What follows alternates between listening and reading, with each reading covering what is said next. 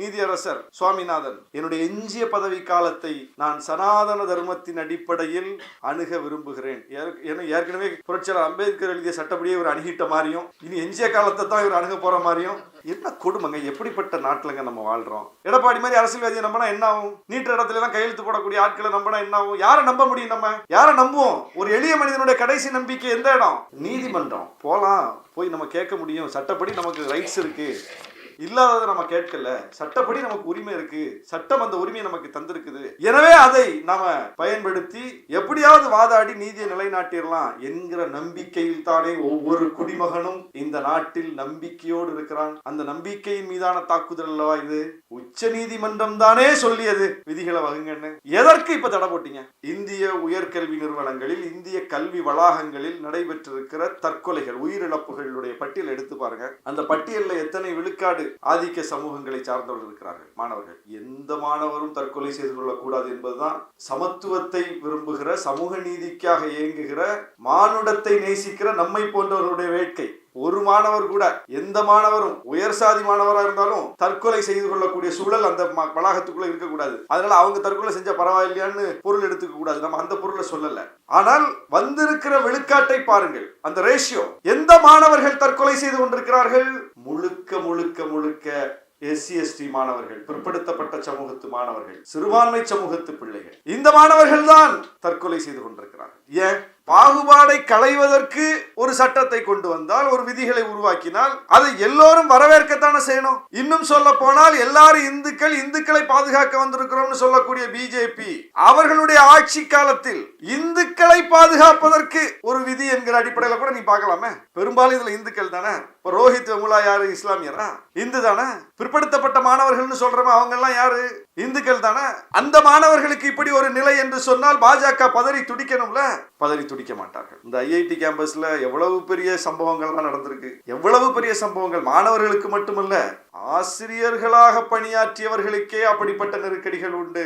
இப்பவும் இருக்காங்க. பேராசிரியர் வசந்தா கந்தசாமி, பேராசிரியர் சிவகுமார் அவர்களுக்கு தெரியும் என்ன பாடுபட்டார்கள், என்ன பாடுபடுத்தப்பட்டார்கள் அப்படிங்கிறது ஒரு பெரிய, அது ஒரு பெரிய ரெக்கார்டே இருக்கு. பிரச்சனை சாதியில இருக்கு, அறிவில இல்ல.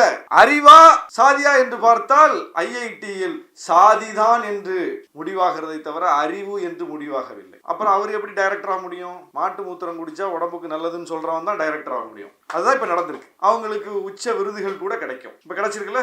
வசந்தா கந்தசாமிக்கு என்ன கிடைச்சது?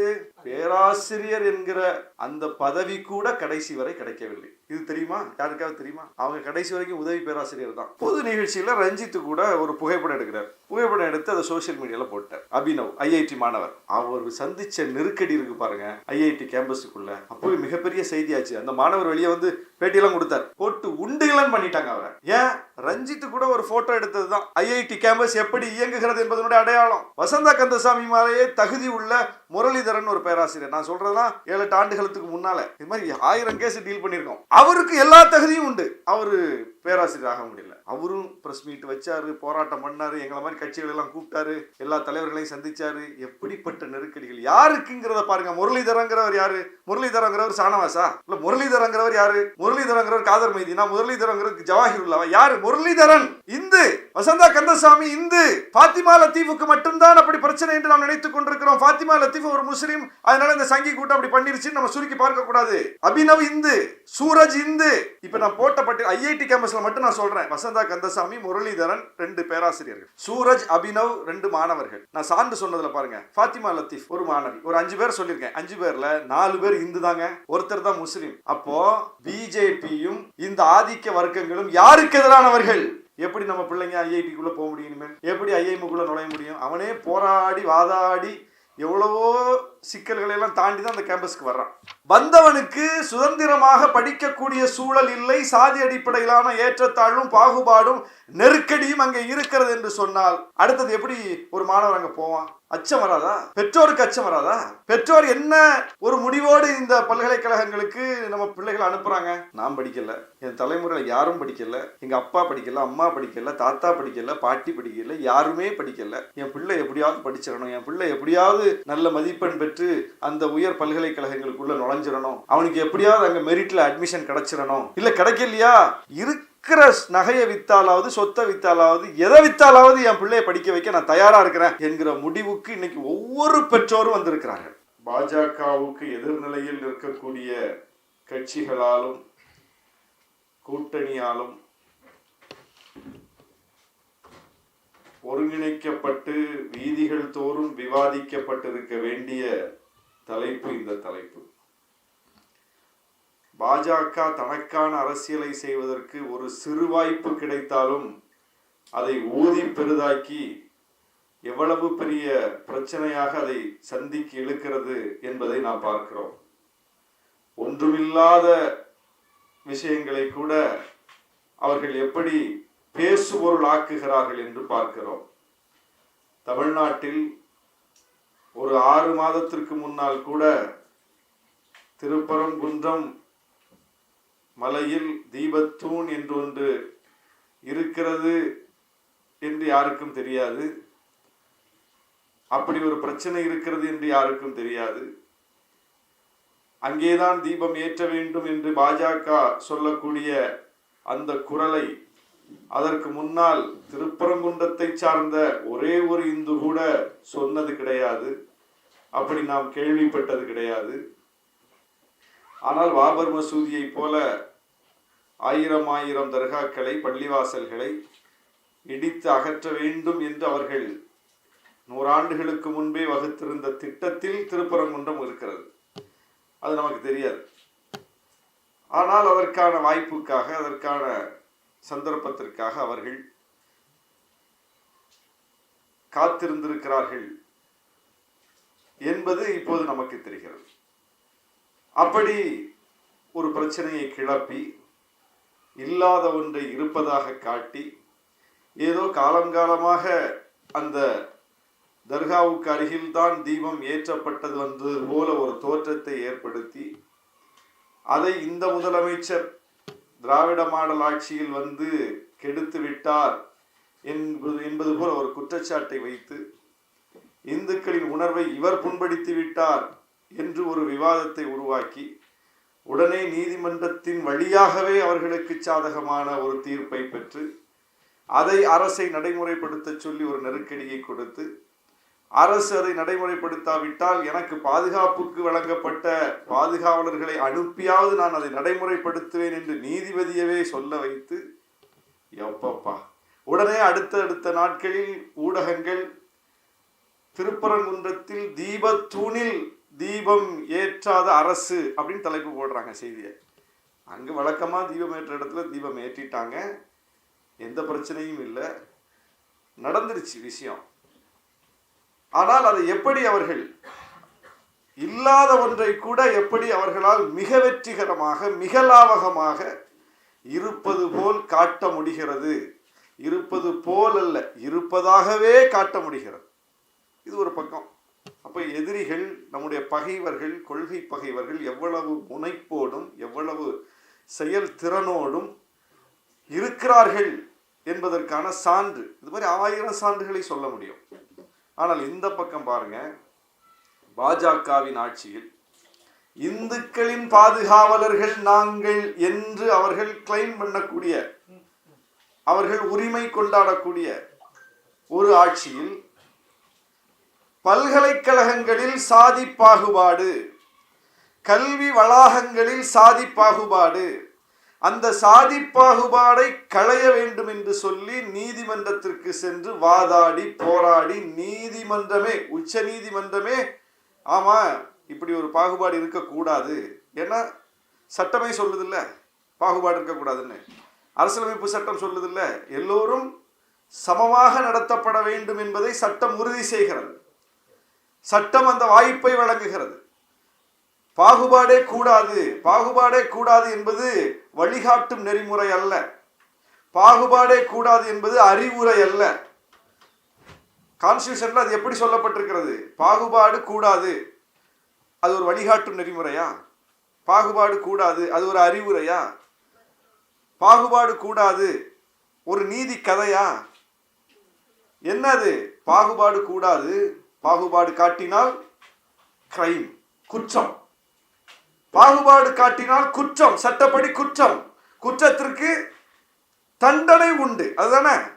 அப்போ பாகுபாடு கூடாது, பாகுபாடு காட்டினால் அது குற்றம், குற்றம் என்றால் அதற்கு தண்டனை உண்டு. அப்ப சட்டம் தெளிவாக வரையறுக்கப்பட்டு விட்டது. புதுசா வந்து நீ யாரும் எழுத வேண்டியதில்லை. சட்டத்தில் சொல்லப்பட்டு விட்டது பாகுபாடு கூடாது. எதன் அடிப்படையில்? சாதியின் அடிப்படையிலோ, மதத்தின் அடிப்படையிலோ, பாலினத்தின் அடிப்படையிலோ, எதன் அடிப்படையிலும் எதன் அடிப்படையிலும் இங்கே யாருக்கும் யாரும் பெரியவரும் அல்ல, யாருக்கும் யாரும் கீழானவரும் அல்ல. புரட்சியாளர் அம்பேத்கருடைய வரிகள் தான். நானும் யாருக்கும் அடிமை இல்லை, எனக்கும் யாரும் அடிமை இல்லை, எல்லோரும் சமமாக நடத்தப்படணுங்கிறத அவர் எழுதிய சட்டமே உறுதிப்படுத்துது. அப்போ சட்டம் அந்த உறுதியை நமக்கு தந்துவிட்ட பிறகு நாம் வந்து ஃபைட் பண்ண வேண்டியிருக்குது. அதே சட்டத்திட்ட போய், அதே சட்டத்தை நடைமுறைப்படுத்த வேண்டிய நீதிமன்றத்திட்ட போய், நாம் அதே அரசிட்ட போய் ஃபைட் பண்ண வேண்டியிருக்குது. பாகுபாடு இருக்குதுங்க, பாகுபாடு இருக்குதுங்கன்னு சொல்ல வேண்டிய தேவை இருக்கா? பாகுபாடு இருக்குதுங்கிறத சொல்லித்தான் தெரியணுமா? பாகுபாடு இருக்கக்கூடாது, இருந்தா குற்றம், குற்றத்துக்கு தண்டனைங்கிறத சட்டம் சொல்லிவிட்ட பிறகு பாகுபாடு இருந்தால் தன்னியல்பாகவே அந்த சட்டம் வேலை செய்யணும், அரசு வேலை செய்யணும், நடவடிக்கை எடுக்கணும்ல. அப்ப நடவடிக்கைகள் எடுக்கப்படாத நிலையில் அதனுடைய இம்பாக்ட், அதனுடைய தாக்கம் என்னவா மாறுதுன்னா உயிரிழப்புகளில் போய் முடிகிறது. எந்த கல்லூரிக்கு, எந்த பல்கலைக்கழகத்திற்கு, எந்த கல்வி வளாகத்திற்கு பெரும் கனவோடு இந்த நாட்டினுடைய பெரும்பான்மை மக்களாக இருக்கக்கூடிய பிற்படுத்தப்பட்ட சமூகங்களிலிருந்து, பட்டியலின சமூகங்களிலிருந்து, பழங்குடியின சமூகங்களிலிருந்து, சிறுபான்மை சமூகங்களிலிருந்து, இவங்க தானே பெரும்பான்மை, ஆதிக்க சாதி அல்லாத சமூகங்களிலிருந்து, இன்னும் ரொம்ப அதை உங்களுக்கு புரிகிற மாதிரி சொல்லணும்னா பார்ப்பனர் அல்லாத சமூகங்களில் இருந்து, மற்ற உயர் சாதி அல்லாத சமூகங்களில் இருந்து கனவோடு படிக்க போறாங்க. ஐஐடிக்குள்ள ஒரு பிற்படுத்தப்பட்ட மாணவர் நுழையணும்னா அதற்கு எவ்வளவு பெரிய சமூக தடைகள் இருக்கிறதுங்கிறது நமக்கு தெரியும். ஒரு பட்டியலின மாணவர் உள்ள நுழையணும்னா எவ்வளவு பெரிய தடைகளை தாண்டி அவர் உள்ள போகணுங்கிறது தெரியும். ஒரு பழங்குடியின மாணவர் ஐஐடி கேம்பஸுக்குள்ள நுழைந்து படிக்க போகணும்னா அதற்கு பின்னால் எவ்வளவு பெரிய வழிகளை சுமந்து அவர் அங்கே போகணுங்கிறது தெரியும். ஒரு சிறுபான்மை சமூகத்து மாணவர் அந்த கேம்பஸுக்குள்ள நுழையணும்னா அது சாதாரண ஒன்றல்ல, அது விவரிக்க முடியாத ஒன்று. அப்போ அவங்க சும்மா போயிடல, அது முழுக்க முழுக்க முழுக்க ஆதிக்க சாதிகளின் கூடாரம். ஐஐடி என்பது, ஐஐஎம் என்பது, உயர்கல்வி நிறுவனங்கள் என்பவை முழுக்க முழுக்க முழுக்க அவர்களின் கட்டுப்பாட்டில் இருக்கிறது. அப்படிப்பட்ட அந்த கூடாரத்துக்குள் இந்த மாணவர்கள் நுழைவதே சவாலானது. நுழைவதே, படிக்க போறதே சவாலானது. அப்ப படிக்க போறவங்களுக்கு அங்கே ஒரு படிப்பதற்கான இயல்பான சூழல் இல்லை என்றால், வெளியே எப்படி அவங்க எல்லா இடத்திலும் சாதிய ஒடுக்குமுறைகளை சந்திக்கிறார்களோ, போற இடமெல்லாம் சாதிய ஒடுக்குமுறையை சந்திக்கிறார்கள், சாதிய பாகுபாடுகளை சந்திக்கிறார்கள். அப்படி சாதியால் கட்டப்பட்டிருக்கிற சமூகம் தான் இந்த சமூகம். சாதியால் கட்டப்பட்டிருக்கிற ஒரு அமைப்பு முறைதான் நம்முடைய சமூக அமைப்பு முறை. எங்க போனாலும் அந்த பாகுபாட்டை சந்திக்கிற ஒரு நிலை இருக்கிறது. இதிலிருந்து விடுதலை பெறுவதற்காகத்தான் கல்வியை நாடி ஒருத்தன் போறான். ஒருத்தன் தான் புரிந்து வைத்திருக்கிற புரிதலின் அடிப்படையில், தனக்கு ஊட்டப்பட்டிருக்கிற நம்பிக்கையின் அடிப்படையில், தான் நம்புகிற மதத்தின் அடிப்படையில், தான் ஏற்றுக்கொண்டிருக்கிற சாதியின் அடிப்படையில் ஒருவன் அப்படிப்பட்ட புரிதலோடு இருப்பான். அது ஒரு மூடத்தனமான புரிதல். அப்ப கல்வி கற்க ஒருவன் வருகிறான் என்றால் அவன் கல்வியை கற்றா இந்த புரிதலிலிருந்து விடுபடுவான் தானே பொருள். அப்போ விடுபடணும்ல.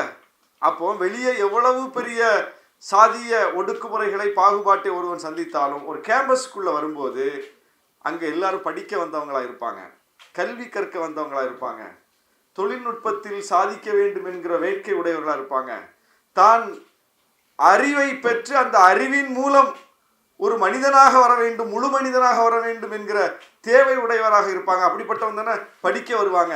அப்போ அப்படிப்பட்டவர்கள், கல்வி கற்க வந்தவர்களுடைய அந்த சூழல் வெளியே இருக்கிற சூழலை விடவும் மோசமான சாதிய பாகுபாட்டோடு இருக்கிறது என்றால் அங்கு இந்த சமூகத்து மாணவர்களால் எப்படி தாக்கு பிடிக்க முடியும்?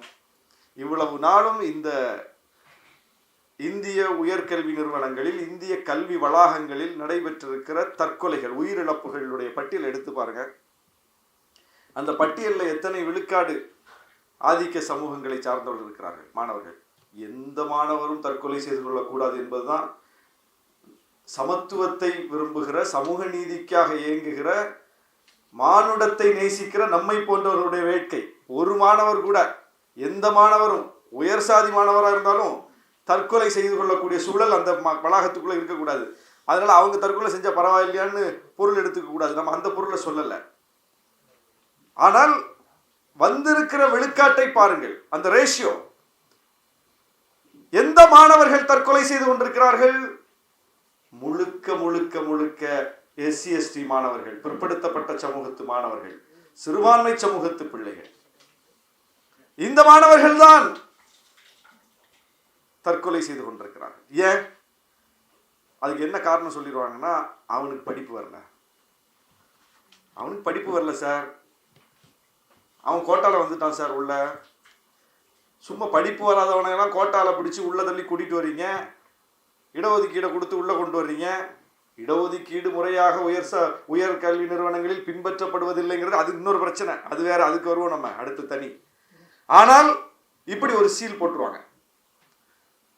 முதல்ல ஐஐடிக்குள்ள ஒருவனுக்கு அட்மிஷன் கிடைக்கிறது என்றாலே அவன் படிப்பில் குறைவானவனாக இருந்தால், மதிப்பெண்ணை அவன் எடுக்கவில்லை என்றால் முதல்ல அவனுக்கு அட்மிஷன் கிடைக்குமா?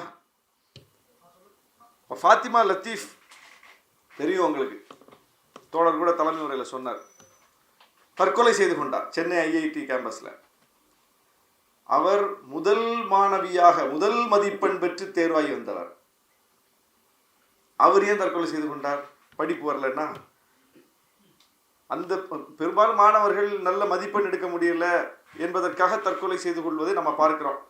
சிறந்த மதிப்பெண் எடுக்க வேண்டும் என்று நினைத்தேன், ஆனால் என்னால் முடியவில்லை என்பதற்காக நான் தற்கொலை செய்து கொள்கிறேன்னு கடிதம் எழுதி வச்சுக்கிட்டு தற்கொலை செய்து கொள்ளக்கூடிய ஒரு சூழலும் இருக்கிறது, அதை பார்க்கிறோம். ஆனால் அனிதா தற்கொலை செய்து கொண்டாரே, அவர் எடுத்த மதிப்பெண் எவ்வளவு? 1200க்கு 1174 மதிப்பெண்கள். 1200க்கு ஒரு சில மதிப்பெண்கள் தான் குறைவு. உச்சம் தொட்டு விட்டார். அப்ப சிறந்த மதிப்பெண் எடுக்கக்கூடிய சிறந்த மாணவி. இவங்க என்ன வரையறை வைத்திருக்கிறார்களோ, என்ன கட் ஆஃப் வைத்திருக்கிறார்களோ, அதையெல்லாம் தாண்டி தன்னுடைய ஆற்றலை கல்வியில் நிரூபித்து அந்த கேம்பஸுக்குள்ள வர்றாங்க. அவங்க சிறந்த மதிப்பெண்கள் எடுத்து வர்றாங்க. முதல் மாணவியாக, முதல் மாணவனாக தேர்வு பெற்று வருகிறார்கள். அப்போ அப்படி உள்ள வருகிறவர்களுக்கு அவர்களுடைய ஆற்றலில் குறைபாடு கிடையாது. மிகச்சிறந்த படிப்பாளிகள், மிகச்சிறந்த அறிவாளிகள். அதனால தான் அவங்களுக்கு இவர்களை போன்றவர்கள் உள்ளே நுழைய முடியாத, இவர்களை போன்றவர்களுக்கு அவ்வளவு எளிதில் அங்கு வாய்ப்பு கிடைக்காத சூழலெல்லாம் தாண்டி அவங்க வந்து அங்க இடத்தை பிடிக்கிறார்கள் என்றால் எவ்வளவு திறமை உள்ளவர்களாக இருக்க வேண்டும். அவருடைய சூழல் அதற்கு இடம் கொடுக்காது. ஒரு ஐஐடியில போய் அட்மிஷன் வாங்கக்கூடிய அளவுக்கு அவங்களுடைய அட்மாஸ்பியர் இருக்குமான்னு பாருங்க, இருக்காது. ஐஐடியில ஏற்கனவே வந்து சேர்ந்து இருக்கிற மாணவர்களுடைய குடும்ப சூழல், மாணவர்களுடைய சமூக சூழல், அதோடு ஒப்பிடும்போது அந்த மாணவர்களுடைய பொருளாதார சூழல், அதோடு ஒப்பிடும்போது இந்த சமூகங்களில் இருந்து வரக்கூடிய மாணவர்களினுடைய பொருளாதார சூழல், குடும்ப சூழல், சமூக சூழலை ஒப்பிட்டு பாருங்க. ஐஐடிக்குள்ள நுழைகிறதுக்கான எந்த சூழலும் இவங்களுக்கு இருக்காது. அப்போ சூழலையும் தாண்டி தன்னுடைய அறிவை நிரூபித்து, தன்னுடைய ஆற்றலை நிரூபித்து, சிறந்த மதிப்பெண்களை பெற்று அந்த கேம்பஸுக்குள்ள என்ட்ராகிறாங்க. அப்போ அந்த மாணவர்களால் கல்வியை இயல்பாக தொடர முடிகிறது. தங்கள் ஆற்றலை நிரூபித்து போராடி அந்த இடத்தை பிடித்த மாணவர்களால் தாக்கு பிடிக்க முடியாமல் உயிரிழக்க நேரிடுகிறது என்றால் பிரச்சனை அந்த மாணவர்களிடமா? பிரச்சனை அவர்கள் சார்ந்த சமூகத்திடமா? பிரச்சனை அவர்களுடைய குடும்பத்திடமா? பிரச்சனை எங்கே? பிரச்சனை அந்த கல்வி வளாகத்தில். அதுதான் பார்க்க வேண்டும். அங்கே இருக்கிறது பிரச்சனை. என்ன பிரச்சனை? சாதி பாகுபாடு என்னும் பிரச்சனை, மத பாகுபாடு என்னும் பிரச்சனை. அப்ப அவன் வந்து சிறுபான்மை சமூகத்து பிள்ளைகள் வந்தா மத பாகுபாட்டோடு அணுகுகிறான். பிற்படுத்தப்பட்ட மாணவர்கள், பட்டியலினத்து மாணவர்கள், பழங்குடியினத்து மாணவர்கள் வந்தா சாதி பாகுபாட்டோடு அணுகிறான். அப்போ பாகுபாடு கூடாதல்லவா? சட்டம் தானே சொல்லுது. மதத்தின் அடிப்படையிலோ, சாதியின் அடிப்படையிலோ, பாலினத்தின் அடிப்படையிலோ, எதன் அடிப்படையிலும் பாகுபாடு பார்க்க கூடாது. பார்த்தால் குற்றம், குற்றம் என்றால் தண்டனை என்று சட்டம் சொல்லிவிட்ட பிறகு கல்வி வளாகத்துக்குள்ளேயே பாகுபாடு இருந்தால் அதை எப்படி ஏற்றுக்கொள்ள முடியும்? அப்போ என்ன பண்ணுறோம், ரோஹித் வெமுலாவுக்கு பிறகு அந்த ஒரு பெரிய விழிப்புணர்வு ஏற்படுது, ஒரு வாத பிரதிவாதம் நடக்குது. பல்கலைக்கழகங்களில் கல்வி வளாகங்களில் இப்படிப்பட்ட பாகுபாடுகள் நீடிக்கலாமா என்கிற கேள்வி வெடித்து கிளம்புது. நீதிமன்றத்துக்கு போகிறாங்க. ரோஹித் வெமுலாவின் தாயாரே போராடுகிறார். அதுதான் முக்கியமானது. தன் பிள்ளை போய்விட்டார், சரி யார் இனி எக்கேடு போட்டு கெட்டு போனா எனக்கு என்னன்னு போகல, அவர் ஃபைட் பண்றார், நீதிமன்றத்துக்கு போறார். இன்னும் பலர் போறாங்க. அப்படி நீதிமன்றங்களுக்கு சென்று உச்ச நீதிமன்றம் தான் சொல்லுது, இதுக்கு ஒரு வழிகாட்டு நெறிமுறைகளை உருவாக்குங்க, இதற்கான விதிகளை உருவாக்குங்க, இந்த பாகுபாட்டை களைவதற்கு விதிகளை உருவாக்குங்கள் என்று சொன்னது உச்ச நீதிமன்றம். ஆனா அதற்கான விதிகளை உருவாக்குவதற்கு முனைந்தால் யார் போராடுறா? திரும்ப அதே கோஷ்டி களத்துக்கு வந்துருச்சு. எந்த கோஷ்டி? இப்படிப்பட்ட விதிகளை அமல்படுத்தக்கூடாது, பல்கலைக்கழகங்களில் சாதி பாகுபாடுகளை களையக்கூடாது, அது இருக்கத்தான் செய்யும், அதை ஒழிப்பதற்கான நடவடிக்கையெல்லாம் எடுக்கக்கூடாது என்று போராடுறது யாருன்னு பார்த்தா பிற்படுத்தப்பட்ட மக்களுக்கு மண்டல ஆணைய பரிந்துரையின் அடிப்படையில் இடஒதுக்கீடு, விபி சிங் அரசு இடஒதுக்கீடு கொடுத்த போது அந்த இடஒதுக்கீட்டுக்கு எதிராக இதே ஐஐடி கேம்பஸுக்குள், இதே ஐஐஎம் கேம்பஸுக்குள், இதே உயர்கல்வி வளாகங்களுக்குள் எந்த தரப்பு மாணவர்கள் போராடினார்களோ அதே தரப்பினர் இன்னைக்கு உட்கார்ந்து இதுக்கு எதிராக போராடிக்கிட்டு இருக்காங்க. அதே கோஷ்டி தான். ஆண்டு 30 கடந்து விட்டது. ஆனால் அவர்களுடைய கருத்தில் மாற்றம் இல்லை, அவருடைய சிந்தனையில் மாற்றம் இல்லை. அன்னைக்கு நாம தான் போராடினோம், இன்னைக்கு நாம தான் போராடிக்கிட்டு இருக்கோம். அன்னைக்கும் இந்த சட்டங்களை எதிர்த்து அவர்கள் போராடினார்கள், இன்றைக்கும் அவர்கள் போராடி கொண்டிருக்கிறார்கள். பார்க்கிறோம், அப்படியே இருக்கு, எந்த மாற்றமும் இல்லை. அப்ப எப்படிப்பட்ட ஒரு சூழலுக்கு நாம் தள்ளப்பட்டிருக்கிறோம் பாருங்க. எங்க பாகுபாடு கூடாதுங்கிறது நல்ல விஷயம் தானே. பாகுபாடை களைவதற்கு ஒரு சட்டத்தை கொண்டு வந்தால், ஒரு விதிகளை உருவாக்கினால் அதை எல்லோரும் வரவேற்கத்தானே செய்யணும். இன்னும் சொல்ல போனால் எல்லாரும் இந்துக்களை பாதுகாக்க வந்திருக்கிறோம்னு சொல்லக்கூடிய பிஜேபி அவர்களுடைய ஆட்சி காலத்தில் இந்துக்களை பாதுகாப்பதற்கு ஒரு விதி என்கிற அடிப்படையில் கூட நீ பார்க்கலாமே. பெரும்பாலும் இதுல இந்துக்கள் தானே. இப்போ ரோஹித் வெமுலா யாரு? இஸ்லாமியரா? இந்து தானே. பிற்படுத்தப்பட்ட மாணவர்கள்னு சொல்றோம், அவங்க எல்லாம் யாரு? இந்துக்கள் தானே. அந்த மாணவர்களுக்கு இப்படி ஒரு நிலை என்று சொன்னால் பாஜக பதறி துடிக்கணும்ல. பதறி துடிக்க மாட்டார்கள். இந்த ஐஐடி கேம்பஸ்ல எவ்வளவு பெரிய சம்பவங்கள்லாம் நடந்திருக்கு, எவ்வளவு பெரிய சம்பவங்கள். மாணவர்களுக்கு மட்டுமல்ல, ஆசிரியர்களாக பணியாற்றியவர்களுக்கே அப்படிப்பட்ட நெருக்கடிகள் உண்டு. இப்பவும் இருக்காங்க. பேராசிரியர் வசந்தா கந்தசாமி, பேராசிரியர் சிவகுமார் அவர்களுக்கு தெரியும் என்ன பாடுபட்டார்கள், என்ன பாடுபடுத்தப்பட்டார்கள் அப்படிங்கிறது ஒரு பெரிய ரெக்கார்டே இருக்கு. எழுத்தாளர் மீனா கந்தசாமி அவருடைய தாயார் வசந்தா கந்தசாமி, அவர் ஒரு பிற்படுத்தப்பட்ட சமூகத்தை சார்ந்தவர். வசந்தா கந்தசாமி கடவுள் நம்பிக்கை உள்ள இந்து, இன்னும் சொல்ல போனா கடவுள் நம்பிக்கை உள்ள இந்து, சாமி படங்கள்லாம் வச்சு கும்பிடக்கூடிய நம்பிக்கை உள்ள இந்து. அவர் அளவுக்கு அறிவார்ந்த ஒரு பேராசிரியர் மற்ற ஆதிக்க சமூகத்தை சார்ந்தவர்கள் உண்டா அப்படிங்கிற கேள்வியை போட முடியும். அந்த அளவுக்கு அறிவாளி, கணிதத்துல உச்சம் தொட்டவர். அவர் அளவுக்கு முதுகலை நம்ம ஆய்வு மாணவர்களை, ஆய்வு பட்டம் பெற்ற பிஹெச்டி மாணவர்களை உருவாக்கிய இன்னொரு பேராசிரியர் உண்டான்னு கேட்கலாம். அந்த அளவுக்கு அவர்கிட்ட கற்றவர்கள் பிஹெச்டி முடித்திருக்கிறார்கள். பிஹெச்டி ஆய்வு மாணவர்களை அந்த அளவுக்கு உருவாக்கியவர். அவர் எழுதின பேப்பர்ஸ், அவர் எழுதிய எழுத்துக்கள் சர்வதேச அளவில் அங்கீகரிக்கப்பட்டிருக்கிறது. மிகப்பெரிய அறிவாளி. அறிவிலெல்லாம் ஒன்றும் பிரச்சனையே கிடையாது. பிரச்சனை எங்க இருக்கு? பிரச்சனை எங்க இருக்கு? சாதியில இருக்கு. பிரச்சனை சாதியில இருக்கு, அறிவில இல்ல. அறிவா சாதியா என்று பார்த்தால் ஐஐடியில் சாதிதான் என்று முடிவாகிறதை தவிர அறிவு என்று முடிவாகவில்லை. அப்புறம் அவர் எப்படி டைரக்டர் ஆக முடியும்? மாட்டு மூத்திரம் குடிச்சா உடம்புக்கு நல்லதுன்னு சொல்றவன் தான் டைரக்டர் ஆக முடியும். அதுதான் இப்ப நடந்திருக்கு. அவங்களுக்கு உச்ச விருதுகள் கூட கிடைக்கும். இப்போ கிடைச்சிருக்குல்ல. வசந்தா கந்தசாமிக்கு என்ன கிடைச்சிது? பேராசிரியர் என்கிற அந்த பதவி கூட கடைசி வரை கிடைக்கவில்லை. இது தெரியுமா? யாருக்காவது தெரியுமா? அவங்க கடைசி வரைக்கும் உதவி பேராசிரியர் தான். பேராசிரியரே ஆக முடியலங்க. கடவுள் நம்பிக்கை உள்ள இந்துங்க, பிற்படுத்தப்பட்ட சமூகத்து இந்துங்க பேராசிரியர் ஆக முடியல, கடைசி வரைக்கும் ஆக முடியல. வசந்தா கந்தசாமி பேராசிரியராகித்தான் விடைபெற்றாரா ஐஐடி கேம்பஸ்ல இருந்து?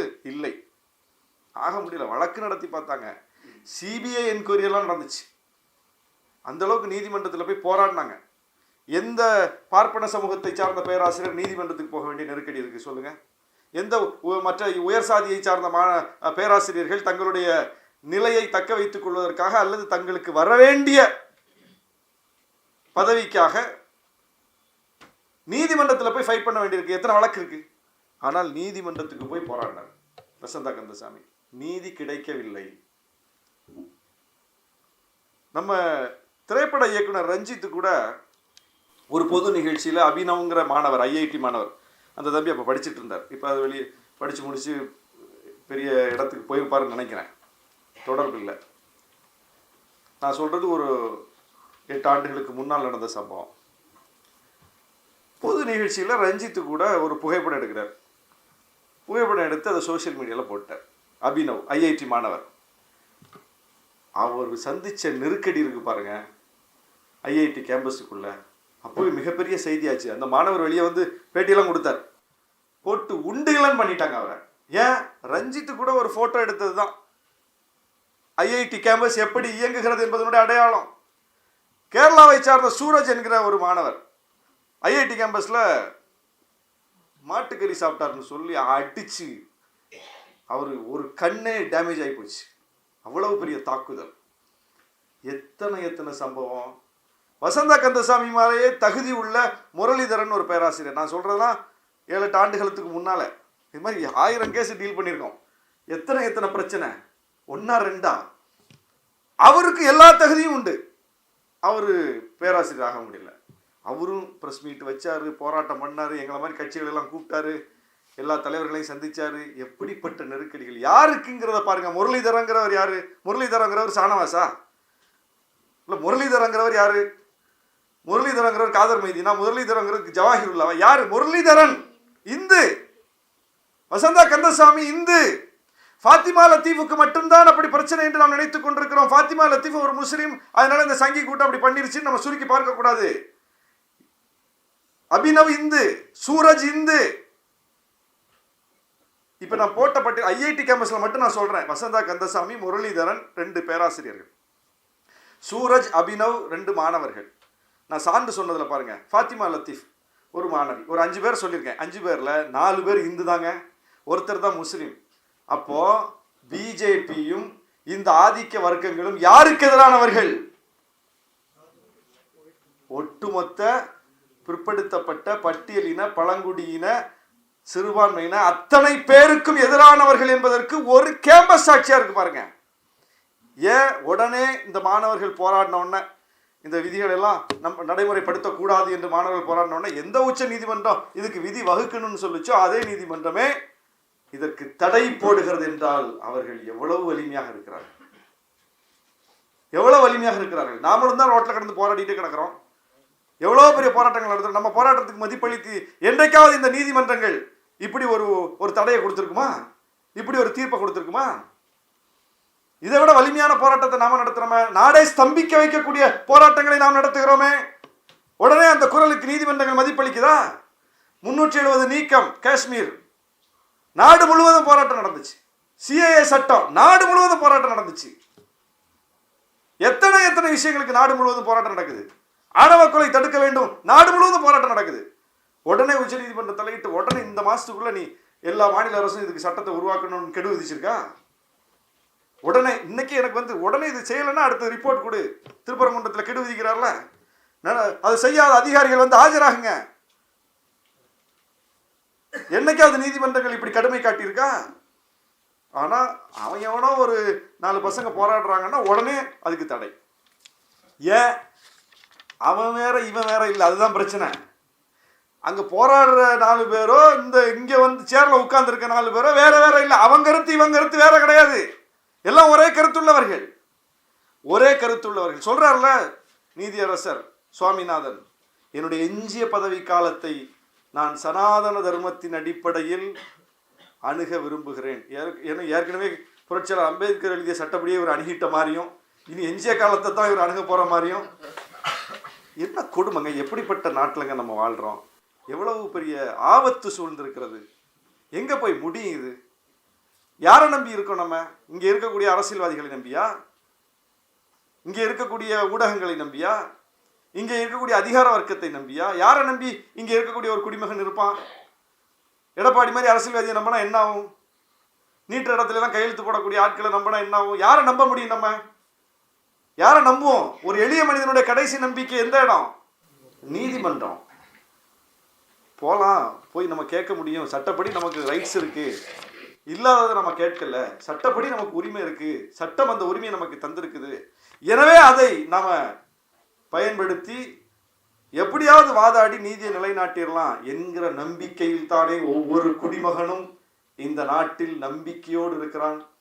அந்த நம்பிக்கையின் மீதான தாக்குதல் அல்லவா இது? உச்ச நீதிமன்றம் தானே சொல்லியது விதிகளை வகுங்கன்னு. எதற்கு இப்ப தடை போட்டீங்க? இதற்கு விடை வேண்டுமா வேண்டாமா? அப்ப இதை எதிர்த்து இன்னைக்கு நாடு முழுவதும் மிகப்பெரிய ஒரு கலகம் வந்திருக்கணும், வரல.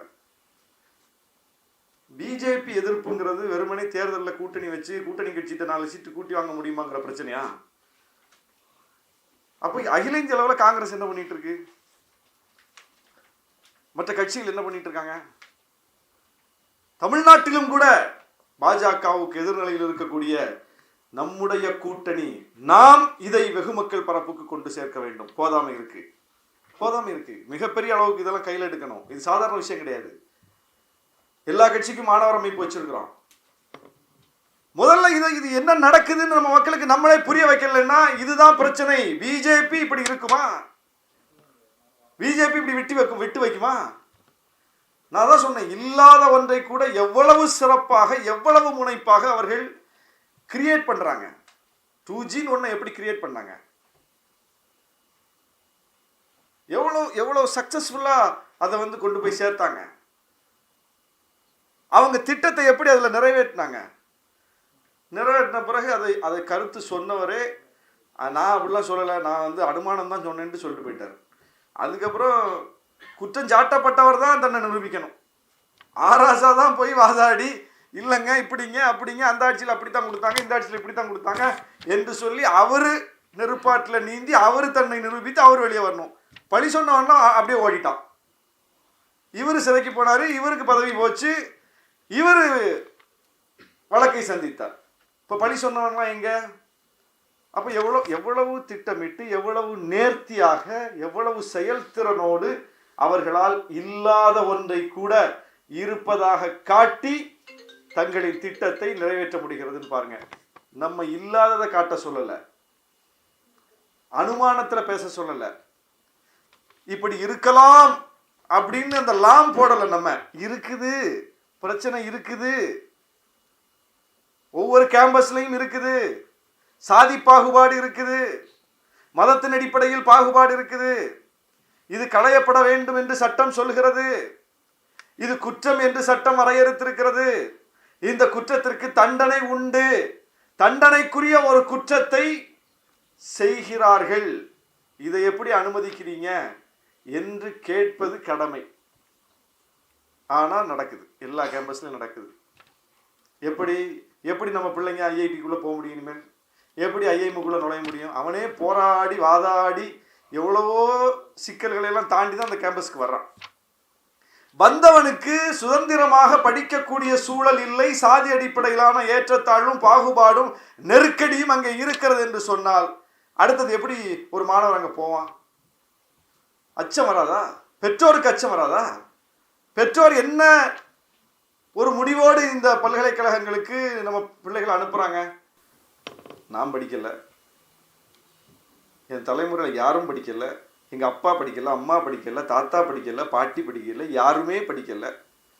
என் பிள்ளை எப்படியாவது படிச்சிடணும், என் பிள்ளை எப்படியாவது நல்ல மதிப்பெண் பெற்று அந்த உயர் பல்கலைக்கழகங்களுக்குள்ளே நுழைஞ்சிடணும், அவனுக்கு எப்படியாவது அங்கே மெரிட்டில் அட்மிஷன் கிடச்சிடணும். இல்லை கிடைக்கலையா, இருக்கிற நகையை விற்றாலாவது சொத்தை விற்றாலாவது எதை விற்றாலாவது என் பிள்ளையை படிக்க வைக்க நான் தயாராக இருக்கிறேன் என்கிற முடிவுக்கு இன்னைக்கு ஒவ்வொரு பெற்றோரும் வந்திருக்கிறார்கள். அப்போ அவங்க கனவு என்ன கனவு? தங்கள் பிள்ளை ஒரு முதல் தலைமுறையாக ஆளாய் வந்துடணும், அந்த காட்சியை நான் பார்த்துடணும் என்கிற ஏக்கத்தோடு இருக்கிறார்கள். இப்போ அவங்களுக்கு ஒரு மிகப்பெரிய கனவோடு அதை அணுகுகிறார்கள். அவங்களுக்கு அந்த கேம்பஸை முன்ன பின்ன பார்த்துருக்க மாட்டாங்க. அந்த கேம்பஸ் எப்படி இருக்குன்னு அவங்களுக்கு தெரியாது. அந்த கேம்பஸ் எப்படி இருக்கும்னே தெரியாது. உள்ளூர் பள்ளிக்கூடத்து கேம்பஸை கூட பார்க்காத தலைமுறை, உள்ளூர்ல இருக்கக்கூடிய ஒரு சிறு கல்லூரியினுடைய கேம்பஸை கூட பார்க்காத ஒரு தலைமுறை பல்கலைக்கழக வளாகத்தை என்னைக்கு பார்த்தாங்க? அப்போ அதை கனவோடு ஏக்கத்தோடு பார்க்கிறவனுக்கு, அந்த பெற்றோருக்கு தங்கள் பிள்ளை போய் படிச்சிடாதா என்கிற ஏக்கத்தோடு அதை அணுகிறார்கள். அந்த கேம்பஸில் உயிருக்கு உத்தரவாதம் இல்லைன்னு அவர்களுக்கு ஒரு செய்தி சொல்லப்படும் என்றால், ஏற்கனவே இப்படி படிக்க போன பிள்ளைங்க இப்படி ஆகி போச்சு என்கிற ஒரு செய்தி அவர்களுக்கு தொடர்ந்து கிடைக்கும் என்றால் எப்படி அனுப்புவாங்க? ஏன்னா அந்த கேம்பஸை பற்றிய பரிச்சயம் இவங்களுக்கு கிடையாது. அந்த கேம்பஸுக்கும் இவங்களுக்கும் மிகப்பெரிய இடைவெளி இருக்கிறது. அதை கற்பனையில் கூட அவன் சிந்தித்து பார்த்திருக்க மாட்டான். எப்படி இருக்கும்னு அவனுக்கு தெரியாது. அதை பற்றிய எந்த அறிமுகமும் இல்லாத ஒரு பெற்றோருக்கு இப்படிப்பட்ட செய்திகள் அறிமுகமாகிறது என்று சொன்னால் எதிர்மறையா அந்த வளாகத்தை பற்றி, அங்கே போனால் பிள்ளைகளுக்கு பாதுகாப்பு இல்லைப்பா, ஏற்கனவே போனவன் தற்கொலை செஞ்சுட்டான்ப்பா, சாதி பாகுபாடு பார்க்குறாங்களாப்பா, நம்ம பிள்ளைங்க போனால் உயிருக்கு உத்தரவாதம் இல்லைப்பா என்கிற எதிர்மறை செய்திகள் அந்த பெற்றோரின் காதுகளுக்கு கிடைத்தால் யாருங்க அனுப்புவா? இதற்கு பின்னால் எவ்வளவு பெரிய சதி இருக்குது பாருங்க, எவ்வளவு பெரிய அரசியல் இருக்கிறது. ஒரு பெற்றோருக்கு எப்படி மன துணி வரும்? ஐஐடி கேம்பஸுக்குள்ள நம்பி அனுப்புவாங்களா? கேரளாவில் இருந்து இனி ஒரு முஸ்லீம் பிள்ளை ஐஐடிக்கு படிக்க வருமா? ஃபாத்திமா லத்தீஃபுக்கு ஏற்பட்ட நிலையை அங்கே இருக்கக்கூடிய ஒவ்வொரு முஸ்லீம் பெற்றோரும் அச்சத்தோடு பார்ப்பாங்களா இல்லையா? ரோஹித் வெமுலாவுக்கு ஏற்பட்ட நிலைமை இந்தியா முழுவதும் இருக்கிற பட்டியலின இனத்தை சார்ந்த பெற்றோரிடம் என்ன தாக்கத்தை ஏற்படுத்தியிருக்கும்? அபினவுக்கு ஏற்பட்ட நிலைமை, சூரஜுக்கு ஏற்பட்ட நிலைமை என்ன தாக்கத்தை ஏற்படுத்தியிருக்கும்? வசந்தா கந்தசாமிக்கு உயிருக்கே பலமுறை அச்சுறுத்தல் விடுக்கப்பட்டது. உயிருக்கே அச்சுறுத்தல் விடுக்கப்பட்டது. அது அங்கே வேலை பார்க்க போற பேராசிரியர்களுக்கு எப்படிப்பட்ட மனநிலை ஏற்படுத்தும்? அப்ப யார் வேலைக்கு தைரியமா போவா? யார் படிக்க தைரியமா போவா? இப்படிப்பட்ட சிக்கல் இருக்கிறது. அப்ப பாகுபாட்டை களைந்து ஒரு சுதந்திரமான சூழலை, ஒரு நல்ல சூழலை, ஒரு சமத்துவமிக்க கல்வி சூழலை உருவாக்க வேண்டிய பொறுப்பு யாருக்கு? அங்க அரசுக்கு, சட்டத்துக்கு. நாம சட்டத்தின் ஆட்சியை கேட்கிறோம். நாம் சட்டத்தின் ஆட்சிக்காக போராடுகிறோம். நாம் அநீதமாக எதையும் கேட்கவில்லை. நாம எங்களுக்கு பிரிவிலேஜா ஏதாவது பண்ணி கொடுங்கன்னு கேட்கல. நமக்கு பிரிவிலேஜே கிடையாது. நாம் நம்முடைய உரிமையை கேட்கிறோம். எல்லோருக்குமான நீதியை கேட்கிறோம். குறிப்பிட்ட சாதிக்காக கேட்கவில்லை, குறிப்பிட்ட சமூகத்திற்காக கேட்கவில்லை. மானுட விடுதலையை கோருகிறோம். இதில் இருக்கக்கூடிய கோரிக்கைகள் மானுட விடுதலைக்கானவை, சமூக நீதிக்கானவை, சமத்துவத்திற்கானவை. எனவே அந்த அடிப்படையில் பாகுபாடற்ற கல்வி சூழலை உருவாக்குவோம். சாதி பாகுபாடுகள், மத பாகுபாடுகள், பாலின பாகுபாடுகள், எந்த பாகுபாடுகளும் இல்லாத கல்வி வளாகத்தை கட்டமைப்போம். அதை நோக்கி நகர்வோம் என்று சொல்லி இந்த கோரிக்கைகளோடு என்றைக்கும் விடுதலை சிறுத்தைகள் உடன் இருக்கிறோம் என்று சொல்லி தலைவர் எழுச்சி தமிழரின் சார்பில் இதை ஒருங்கிணைத்த தோழர்களுக்கு எங்களுடைய வாழ்த்துக்களை தெரிவித்து விடைபெறுகிறேன். நன்றி, வணக்கம். தோழர்களுடைய வேலைகள் அடுத்தடுத்து இருப்பதால் குறிப்பாக இங்கு வந்திருக்கக்கூடிய பல்கலைக்கழக கலைக்கல்லூரி, சட்டக்கல்லூரி மாணவர்கள் மட்டும் குறிப்பான ஒரு கேள்விகள் இருந்தால் தோழர் ஆலூர் ஷானவாஸ் அவர்கள் அரங்கத்தை விட்டு வேறொரு வேலையாக கிளம்ப இருப்பதால் குறிப்பான கேள்விகள் இருந்தால் மட்டும் ஒரு 5 நிமிடம் ஒதுக்கி இதுக்கு நாங்கள் நேரம் தரோம். கேள்வி இருந்தால் நீங்கள் கேட்கலாம். என்னோட கேள்வி என்னன்னு பார்த்தீங்கன்னா, இப்போ வெகுஜன மக்கள்கிட்ட இந்த மாதிரியான கருத்துக்களையும் கொண்டு சேர்க்கும் பொழுது மக்கள்கிட்ட, அதாவது தாழ்த்தப்பட்ட மக்கள் சொல்லப்படுற அவங்க கிட்டே தான் உயர்ந்த ஒரு நிலைக்கு போனதாக ஒரு எண்ணம் அவங்களுக்குள்ள இருக்கிறதால நம்ம அதை பத்தி பேசும்பொழுது இதெல்லாம் உண்மை இல்லை, நீ இப்ப எல்லாரும் உயர்ந்துட்டோம் அப்படின்ற ஒரு எண்ணம் வருது அவங்க கிட்ட. அப்ப அப்படிப்பட்ட மக்கள் கிட்ட இந்த அரசியலை கொண்டு போய் சேர்க்கறது அவங்க அதுல ஈடுபாடோட தன்னை அர்ப்பணிச்சுக்கிறதுக்கு அவங்க துணிஞ்சு வர மாட்டேங்கிறாங்க. இப்ப இந்த மாதிரி தடைகளை நம்ம எப்படி அவங்க கிட்ட இருந்து சரி செஞ்சு மக்களோட எப்படி நம்ம ஒன்றிணைஞ்சு இந்த மாதிரியான பிரச்சனைகளை அரசியலை மக்கள் கிட்ட இருந்து சேர்க்க முடியும் அப்படின்னு உங்களோட ரொம்ப முக்கியமான ஒரு கேள்வி. ஆர்எஸ்எஸ் உடைய வெற்றியே இதில் தான் இருக்கு. யாரெல்லாம் நம்முடைய கருத்தை முன்வைத்து போராட வந்தார்களோ அவர்களிடையுமே வேறு கருத்தை ஆர்எஸ்எஸ் ஊன்றிவிட்டது.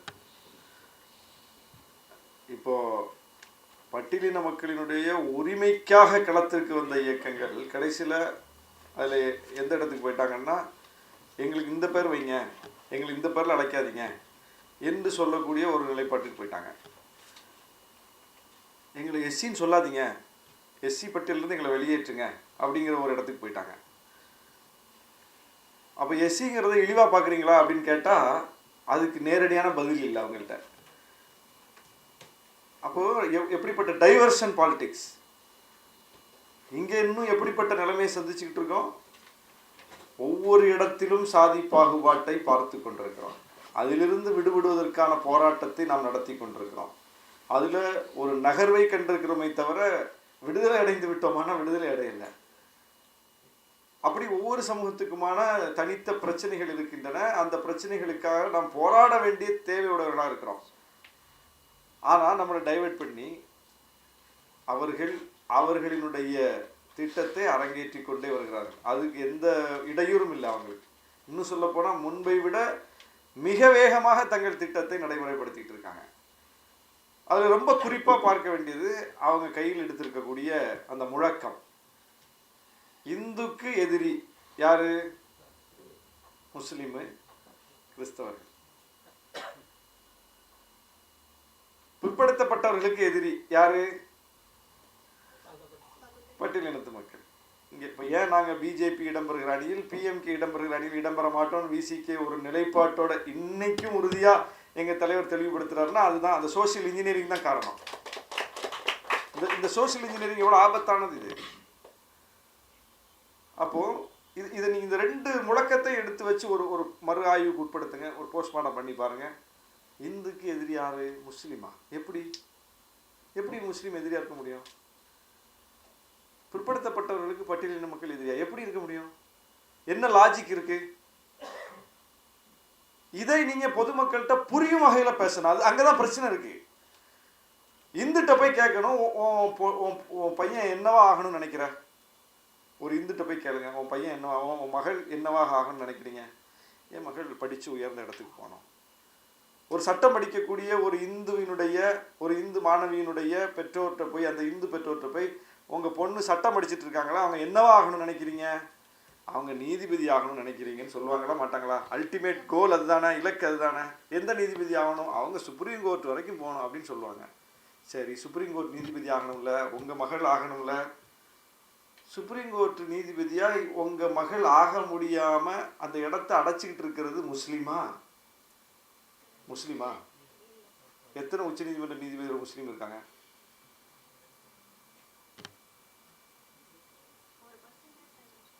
இல்லைங்க. சரி, பிற்படுத்தப்பட்ட நீதிபதிகள் எத்தனை பேர் இருக்காங்க? அமுதரசனுக்கு தெரியும்.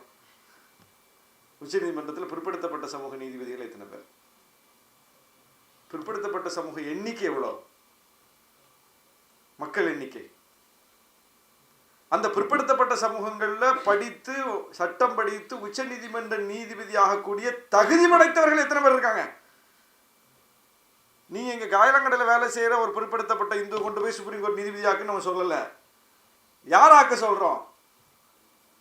இங்க மளிகை கடையில் வேலை பார்க்குற ஒரு பட்டியலினத்து இளைஞரை கொண்டு போய் அங்கே போய் ஆக்குன்னு நம்ம சொல்லலை. யார் ஆக்க சொல்றோம்? அதுக்குன்னு படித்த தகுதி உள்ள அந்த இடத்திற்கு வரக்கூடிய அளவுக்கு நீ என்னெல்லாம் ஸ்கேல் வச்சிருக்கியோ எல்லா ஸ்கேலையும் நிரூபித்திருக்கிற ஒருவரைத்தான் ஆக்க சொல்றோம். அப்போ இது ஒரு சாம்பிளுக்கு நான் சுப்ரீம் கோர்ட் சொல்கிறேன், ஒரு உதாரணத்திற்கு நீதிபதிகளை சொல்கிறேன், நீதிபதி பதவி இடத்தை சொல்கிறேன். இந்தியா முழுவதும் இருக்கக்கூடிய எல்லா பதவி இடத்தையும் எண்ணுங்க, யார் இருக்கிறாங்கன்னு பாருங்க. அங்கே முஸ்லீம் இருந்து கிறிஸ்தவ இருந்து அந்த இடத்த அடைச்சிக்கிட்டு இந்து வரக்கூடாதுன்னு இருக்கானா? அப்புறம் எப்படி எதிரியா இருக்க முடியும்? பட்டியலின மக்களுக்காக வழங்கப்பட்டது தானே இடஒதுக்கீட்டு உரிமை கான்ஸ்டியூஷன்ல. பிற்படுத்தப்பட்ட மக்களுக்கு இருந்துச்சா? இல்லை. பிற்படுத்தப்பட்ட மக்களுக்கு அது விரிவுபடுத்தும் போது ஐஐடி கேம்பஸில் அதை கொடுக்கக்கூடாதுன்னு ஐஐஎம் கேம்பஸ்லையும் இடஒதுக்கீட்டுக்கு எதிராக மண்டல ஆணைய பரிந்துரைக்கு எதிராக போராடியவர்கள் பட்டியலினத்து மாணவர்களா, பட்டியலினத்து தலைவர்களா, பட்டியலினத்து கட்சிகளா? அவங்க குடுன்னு சொன்னாங்க. கொடுக்காதுன்னு சொன்னது யாரு? அரிய வகை ஏழைகள். அப்ப எப்படி பிற்படுத்தப்பட்டவர்களுக்கு பட்டியலினத்தவர் எதிரியா இருக்க முடியும்? உன்னை விட வலிமையானவன் தானே உன்னுடைய வாய்ப்பை பறிக்க முடியும். உன்னை விடவும் எளிமையானவனாக இருக்கிற, ஏழையாக இருக்கிற, விளிம்பு நிலையில் இருக்கிறவன் எப்படி உனக்கு எதிரியா இருக்க முடியும்? வாய்ப்பே இல்லையே.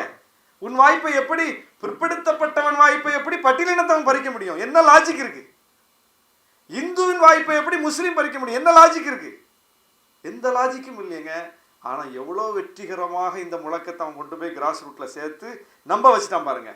இந்துக்கு முஸ்லீம் எதிரி. இவன் பிரச்சனை பூரா முஸ்லீமை நோக்கியே இருக்கும். இவன் பார்வை பூரா அவனை நோக்கியே இருக்கும், கிறிஸ்தவன் நோக்கியே இருக்கும். பிற்படுத்தப்பட்டவனுடைய பார்வை பூரா பட்டியலினத்தை நோக்கியே இருக்கும். அப்படி திருப்பிட்டான். அப்படி அரசியலை கட்டமைத்து விட்டான். அதை இந்த சமூகம் நம்புது. இவன் பிரச்சனை என்னன்னே இவனுக்கு தெரியல. தெரியாமல் அதை பாதுகாத்து, தெரியாமல் அதை அடைகாத்து அவன் இடத்துல அழகா உட்கார்ந்துருக்கான். நீ உன்னை ஒடுக்குபவன் தான் உனக்கு எதிரி என்று மேலே நோக்கி பார்த்தாதானே அந்த இடத்தை நோக்கி நீ நகருவ. ஒன்னதான் அவன் கீழே நோக்கி திருப்பி விட்டுட்டானே. எதிரியத்தான் டைவர்ட் பண்ணி மாற்றி காட்டிட்டானே அவங்ககிட்ட. உன் சிந்தனை பூரா அவனை பார்த்துல இருக்கு. முஸ்லீம் ஏன் குல்லா வச்சிருக்கிறான், முஸ்லீம் என்ன கஞ்சி குடிக்கிறான், முஸ்லீம் என்ன நோன்பு இருக்கிறான், முஸ்லீம் ஏன் பள்ளிக்கு போகிறான், முஸ்லீம் என்ன இப்போ பள்ளிவாசல் கட்டுறான், அவன் கட்டிட்டு போகிறான். அதில் என்ன உனக்கு என்ன பிரச்சனை? உனக்கு அதனால எந்த பிரச்சனையும் இல்லையே. அவன் அவனுக்கு என்ன தனி சட்டமா, அவனுக்கு என்ன அதுவா, அவனுக்கு என்ன இதுவா, அதனால ஒரு பிரச்சனையும் இந்து கிடையாது. வக்ஃபு ஆக்ட்னு ஒன்று தனியாக அவங்களுக்கு இருக்கிறதுனால இந்துக்கு என்ன பிரச்சனை? ஒன்றும் கிடையாது. திருமண உறவு, விவாகரத்து உறவு இந்த முறையில் சரியத் சட்டப்படி முஸ்லீம் ஃபாலோ பண்ணுறதுல இந்துக்கு என்ன பிரச்சனை? ஒரு பிரச்சனையும் கிடையாது. இந்துக்கு என்ன பிரச்சனை இருக்குங்க? அவன் படிக்கிறதுக்கு, அவன் வேலைக்கு போகிறதுக்கு, அவன் அதிகாரத்துக்கு போகிறதுக்கு பிரச்சனை இருக்கு இங்க. அதுதான் முதன்மை பிரச்சனை. அதுல இருந்து அவனை டைவர்ட் பண்ணி அவனை நோக்கி விட்டாச்சு. கிறிஸ்தவ ஜெப கூட நடத்திட்டு போகிறான். நீ வீதிக்கு வீதி உன்னுடைய வழிபாட்டை நடத்தலையா? பொது இடத்துல அவன் தொழுகை பண்ணுறான், ஜெபம் பண்ணுறான். ஏன் நீ கும்பமேளா நடத்தலையா? பொது இடத்துல எந்த வழிபாட்டு முறை இல்லாமல் இருக்கா? பொது இடத்துல எல்லாருக்கும் வழிபாட்டு உரிமை இருக்கிறது போல அவனுக்கும் இருக்கு. அதில் என்ன பிரச்சனைன்னு? அதில் ஒரு பிரச்சனையும் இல்லை. மக்கள்கிட்ட எந்த பிரச்சனையும் இல்லை. மக்களாக தான் இருக்காங்க. திருப்பரங்குன்றத்தில் எந்த மக்களாவது கேட்டார்களா? எப்போவாவது கேட்டார்களா இப்படி எங்களுக்கு ஒரு பிரச்சனை இருக்குன்னு? அப்போ எப்படி அதை திருப்பி கொண்டு ரெண்டு மக்களுக்கும் இடையில பிளவு இருப்பது போல தோற்றத்தை ஏற்படுத்தி மிக வெற்றிகரமாக அவர்களால் அதை கொண்டு போய் சேர்க்க முடியுது பாருங்க. ஆனால் அங்கே இருக்கக்கூடிய இந்துக்களுக்கு, தமிழ்நாட்டில் உள்ள இந்துக்களுக்கு அதுதான் பிரச்சனையா? 69 விழுக்காடு இடஒதுக்கீட்டுக்கு மேலே கத்தி தொங்கிக்கிட்டு இருக்கு. அதில் 3.5 விழுக்காடு தான் இஸ்லாமியர்களுக்கு இருக்கு. மீதி உள்ள இடஒதுக்கீடு பூரா யாருக்கு இருக்கு? இந்துக்கு தானே இருக்கு. அதுக்கு மேலே கத்தி தொங்குதுன்னா அது இந்துக்கு மேலே தொங்குற கத்தி தானே. அந்த விழுக்காட்டை இன்னும் அதிகப்படுத்தணும்னு சொல்கிறோம். சமூக ரீதியில் நம்ம வாங்கியிருக்கிற இடஒதுக்கீடு அது. அவன் 10 விழுக்காடு பொருளாதார இடஒதுக்கீடை கொண்டு இடஒதுக்கீடை சீர்குலைக்கிறான். அது இந்துக்களின் மேலே தொங்குற கத்தி தானே. இந்துக்களின் கழுத்தில் வைக்கிற கத்தி தானே. பிஜேபி வைக்கிற கத்தி தானே. ஆனால் இதை நோக்கி நீங்கள் போயிடக்கூடாதுங்கிறதுக்காக தான் இந்த டைவர்ஷன் பாலிடிக்ஸ். அப்போ இந்த மக்களுக்கு நேரடியாக புரியும்படியான உதாரணங்களை சொல்லி அவர்களோடு உரையாடுவதற்கு நாம முதல்ல தயாராகணும். முதல்ல செயல்பாட்டாளர்கள், கல்வியாளர்கள், அரசியல்வாதிகள், இந்த கருத்தை தாங்கி நிற்கிற நாமெல்லாம் ஒரு போர் வீரனைப் போல, ஒரு படை வீரனைப் போல நாம மிகுந்த தீர்க்கத்தோடு களத்துல ஆக்டிவா போகும்போது மிகப்பெரிய மாற்றம் வரும். அப்படிலாம் மாற்றம் வந்திருக்கு, மாற்றம்லாம் வராம இல்லை. ஒரு பெரியார் இல்லைன்னா இன்னைக்கு இப்படிப்பட்ட மாற்றங்கள் வந்திருக்குமா? ஒரு அம்பேத்கர் இல்லைன்னா இப்படிப்பட்ட பேச்செல்லாம் நம்ம பேச முடியுமா? அப்ப அந்த சிந்தனைகள் நமக்குள் ஏற்படுத்திய தாக்கத்தின் வெளிப்பாடு தானே இதெல்லாம். அவர்கள் 2 மனிதர்கள் தானே. அப்படி பார்த்தா ரொம்ப சுருக்கி பார்த்தீங்கன்னா அவங்க யாரு? ரொம்ப சுருக்கி பார்த்தீங்கன்னா யாரு அவங்க? கடைசியில 2 மனிதர்கள் தான். 2 மனிதர்கள் 2 மாபெரும் தத்துவமாக எப்படி வந்துச்சு?